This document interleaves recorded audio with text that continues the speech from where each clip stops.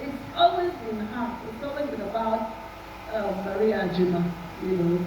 Yes, pulling me along. I would go there where I was invited with my friend, Joe Yaya. You know, she's also been, you know, writing since then. And we would sit there where the backbenchers, as a matter of fact, where the noisemakers in Anna, and they will ask us, are you listening? We would say, yes, we're listening, but we're mostly just jabbing around and all that.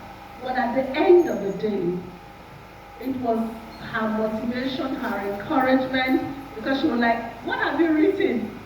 So what do you have anything to read today or something? And we were challenged. The next meeting, I had a poem ready, and that was it. The rest is history at this stage.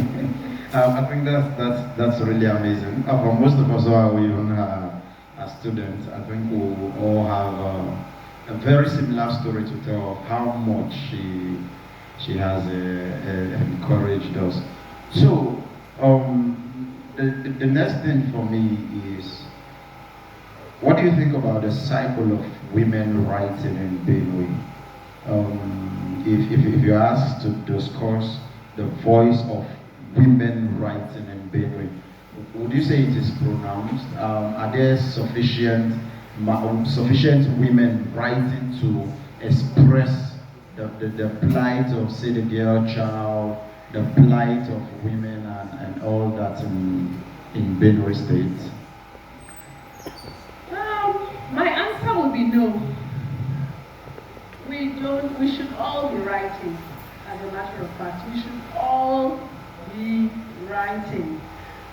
But we don't have enough women writing. If we had enough women writing, can we ever have enough women writing actually? We don't have many women giving themselves to writing. And I think that is one of the biggest problems that we have.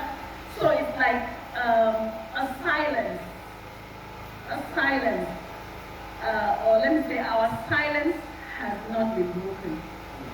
And it's one of the biggest issues. I know that you'll be discussing sexuality and the rest of them, abuse and the rest of them. So if you know how much of a threat it can be when somebody knows that you're going to write about something. We all know that journalists have been silenced. Delegiwa was bombed via a letter, knowing what probably he was going to write ahead, or thinking that he was going to write something damaging, all the information he had and all that. He got